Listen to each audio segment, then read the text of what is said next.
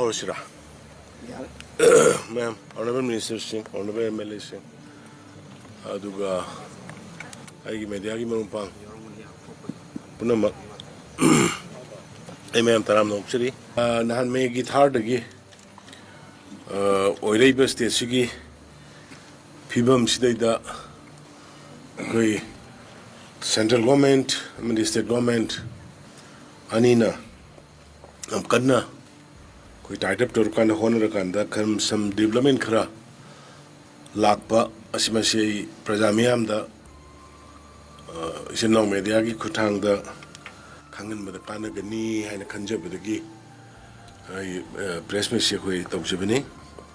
Ahan Bada Kugi Toy Shushi Togli Bang Asiman with the Tolly Shushi Kanagumba Karana Horok with the gi Horga. Ethnic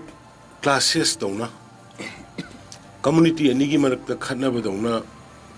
sando amba adagi even international gi platform da European Union United Nations aduga te forum kaya da ekoi gi religious ki crisis ne na sando amba adagi platform khara amada koi majority na minority singbu tahat pani na sandomba so many things mayam mama aduna manipur ki praja si aduga bharat ki praja si kangau na raga karino manipur da thoi sibo haina khangda dana leiramba mayam do ai manipur ki praja punamak ai kalik punamak aduga agency punamak Naiba Center gi amadi state gi agency punamak adaga Manipur gi praja punamak manungamane panda lebiri ba impa states the labor duga outside the labor sing I appreciate tawi ai khoi mayam gi apunba voice na ngasidi Bharat Sarkar na huji Manipur da thoiba lansi masi thongari ba wathoksi ethnic nate aduga state manungi oiba law and order khaki port natte si purely waging war against the Indian Union by the Myanmaris and the Bangladeshi based Kuki militant with collaboration in some militant in operating in Manipur. I am clear over. She again a clear warning later. I am the Patoks again. The National Investigation Agency NIA on Sunday arrested Simon Lun Gangti in a case related to a transnational conspiracy. Honorable, respected media sing namaskar fajna focused on janingi transnational conspiracy by Myanmar and Bangladesh based leadership of terror outfits to wage war against the government of India by exploiting the current ethnic unrest in the state of Manipur. Sigi poch I Manipur Miam the Kanganing, the Manipur Miam the Nahangil maybe unrest. Someone of Mayam do Kopiro Kopira City Heidi Bangasit Henry Bamri Tenagada Makataba Punama say Bharat Sarkar Manipur Sarkar Aduga Nasagi outsider base Bharat Putugai Gena Lanta River Bharat Lanta River Kambuduga Tenaragani Habigiam clear Weber Adugi Portuni Aduna Koina Kana Kari Dorige Kana Tamil Labor Litabra do Dobra in the social media the Kaida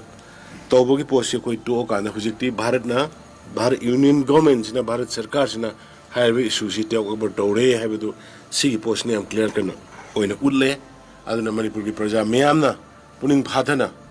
I quickly call Sikarino in a Kangam the Badona Ate Mapan Gimia Mayam and Madunga City am clear way. Hanasu Honorable Union Home Minister Amisaj in a parliament yam clear cut Tangrabani. Adagi Akogi External Affairs Minister Jai Shankar Jainasu ma she's a migrant ki oiba adugumba potagi conflict ni lai se haiba pot yam clear kan thangre aduga amuka hena sigi Myanmar akanogi khogi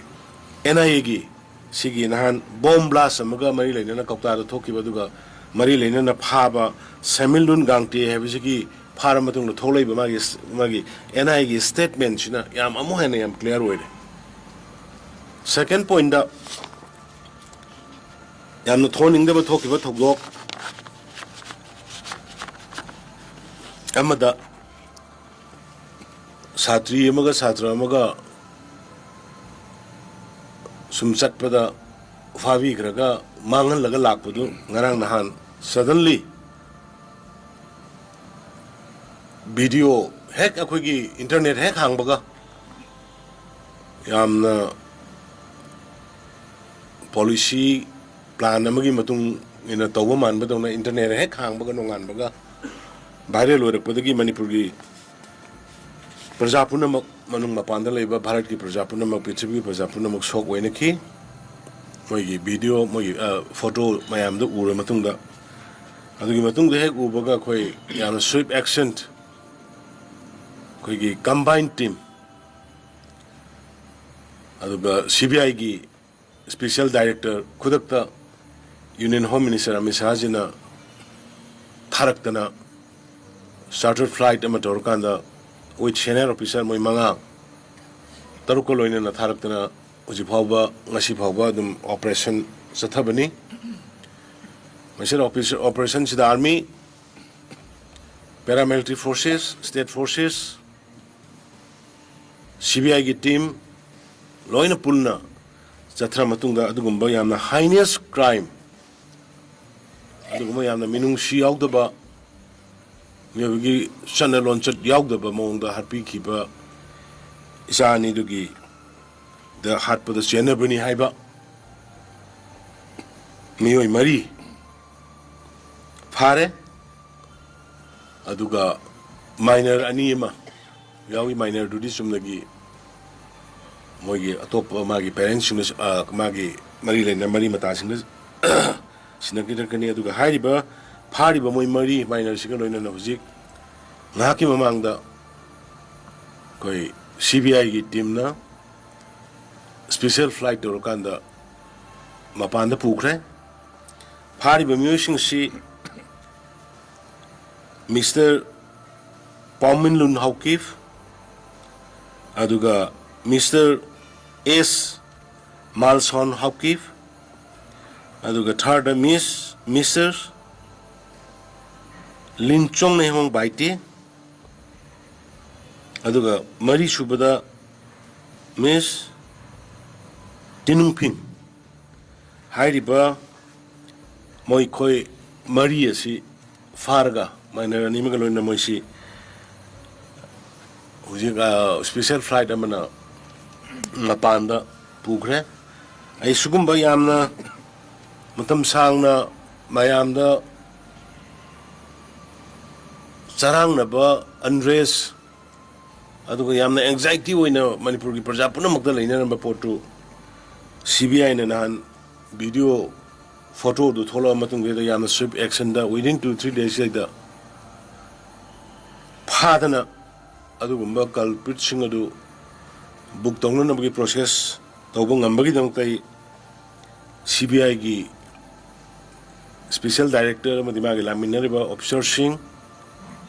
aduga Indian Army gi sida operate tawriba forcing paramilitary forces BSF CRPF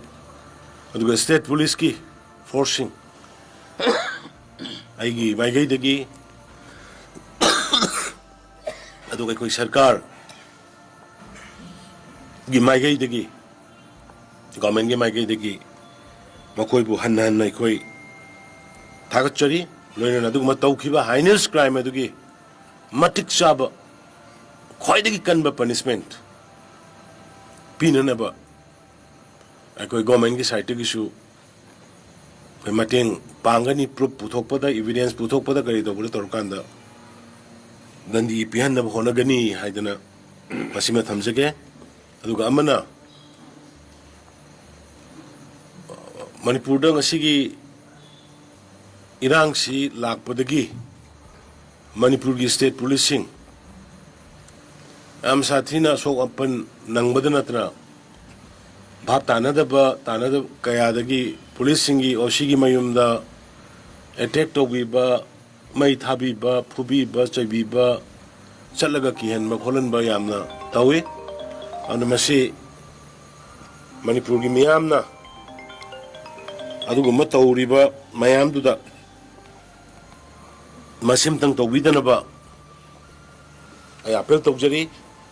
maramdi suddenly tawrakhiba adugumba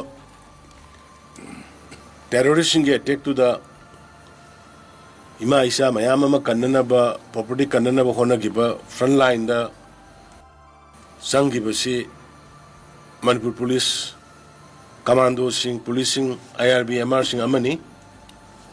Central Paramilitary Forces gi laktringai aduga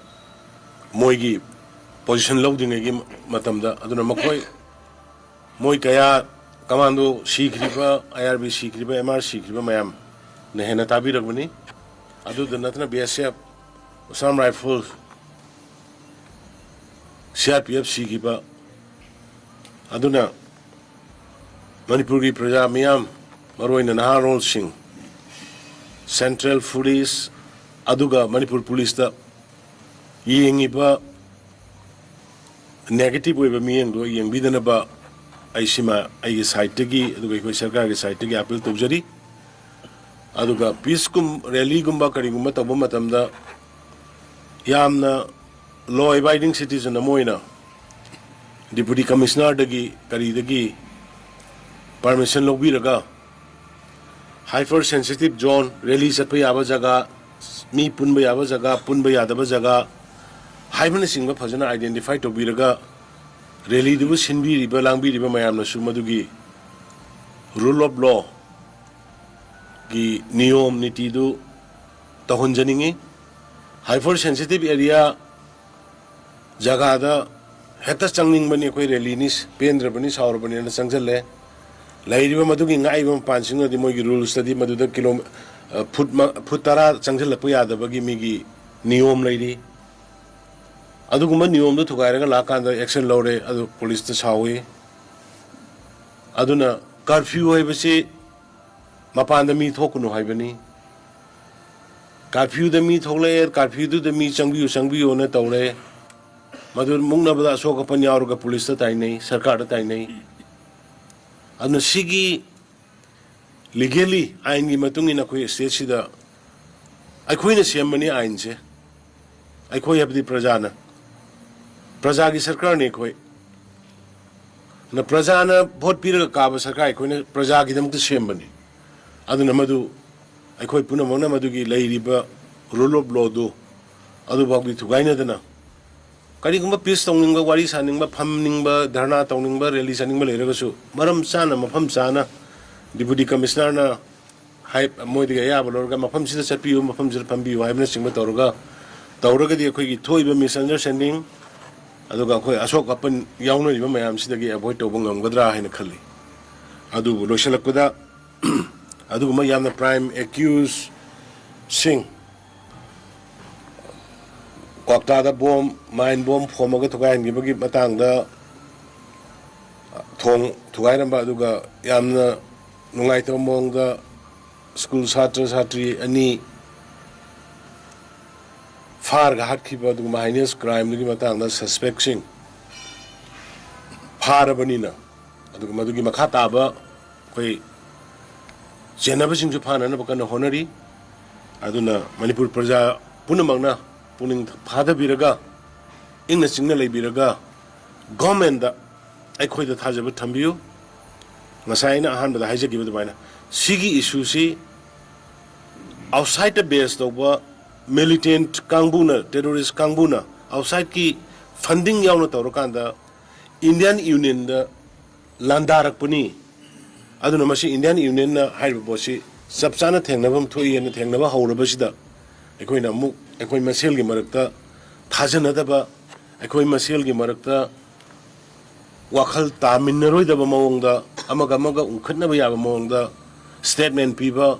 social media da thokpa saiba ngangba thaksi kasi yaugdabida ahal laman yaugdabida ngangning ba ngangba khotpa tawbase masi lepiyo hayeng cyber gi makhada cyber crime gi makhada natragana ate gi makhada koina legal action tawra sumayam saurkani aduna tapata yamna waba wahi wata social media da Facebook da Twitter da tawraiba mayam adagi amana pawsi unconfirmed oiba paw phongbiganu unconfirmed oiba paw hujik tawnariba sugi tok phaw hawdri kaim tawdri sumnagi irang sigi nemthanaba unnaba khanaba saunba thenaba duna amani formal hawdri state government yawgadabani wari saba taragadi madai da file adu thagat khare ye adugi pondi chari gi adu tawgre ye swaida tawbigana please adugumba lairagadi khangningbal lairagadi please confirm from us akoi government dagi kano dagi tawbi irang gi matak irang sagat buse masi tawbigana adu amuk channel du da hairuragusu saurei do thingmurasu saurei do aduna khoi su yaringai di khoi leniently deal tawbani adu irang sagat pa mai chai base thaw hajin bai aba mongi paw mayam ama phongbi ba tawbi basima ai bottom of the heart ai mayam da haibani irang je khoi mayam changaga nemdan si akhoi mayam changaga khoi pandam phongna hona minasi ai simakak kitang especially mayam da thamjaning mayam thank you ai thaga chari adagi amana yam nungai taba mana ima mem choubi koi mayam na su yamna ikai khumna jabi ima du ngasi si hospital da lai khidre hai koi madugi nungai taba koi sida phamiba koi mayam masai phamaga magi punna koi awa phongdok pani ramdi madusu social media da mari lainaba lainada badi khangde social media da thaksi kasi yaugdaba moigi maramda ngangbiba phongbiba tawba ayama thengnai madumanga di oramda ba yai oram bi yai but investigation tawgani aduga ima duna leikhitabadu koi punamaki mangjabani andai khoi gi site gi su khoi awaba phongdok chari hai nai mayam na thamsake